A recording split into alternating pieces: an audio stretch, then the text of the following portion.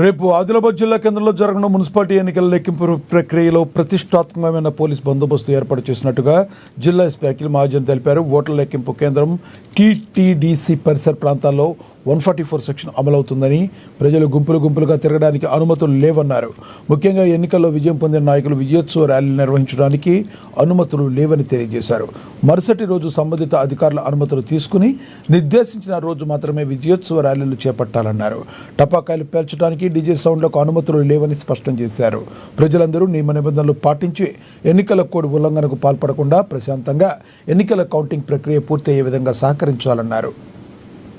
Elections మన జిల్లాలో చాలా ప్రశాంతంగా నడిచినాయి. రేపు కౌంటింగ్ జరుగుతాయి. ఆ కౌంటింగ్ కోసం కూడా దాదాపు 130 మెంబర్స్ మనం ఫోర్స్ వాడుతున్నాము జస్ట్ కౌంటింగ్ సెంటర్ది. దానిలో డిఎస్పీ ర్యాంక్ ఆఫీసర్ దానికి ఇన్ఛార్జ్ ఉంటారు. బయట కూడా మనం దాదాపు 20 మంది SI and special party patrolling లాగా వాడతాము. సో దట్ ఎవరు అనవసరం బయట తిరగడానికి వీలు ఉండరు. మళ్ళీ విక్టరీ ర్యాలీస్ నిషేధం ఉన్నాయి, అది అలౌడ్ లేదు. మన జిల్లాలో section police act section 26 and section 30 police act అమల్లో ఉంది.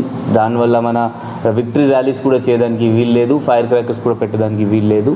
ఎవరైనా గెలిచిన క్యాండిడేట్ ఉంటే దయచేసి మీరు తర్వాత లోకల్ ఎస్హెచ్ఓ దగ్గర పోయి మీరు పర్మిషన్ అడగండి. వాళ్ళు టైం చూసి ఒకరికి పర్మిషన్స్ ఇస్తారు. బట్ నెక్స్ట్ డే అయితే ఎవరికి వీలు లేదు ఈ విక్టరీ ర్యాలీ చేయడానికి.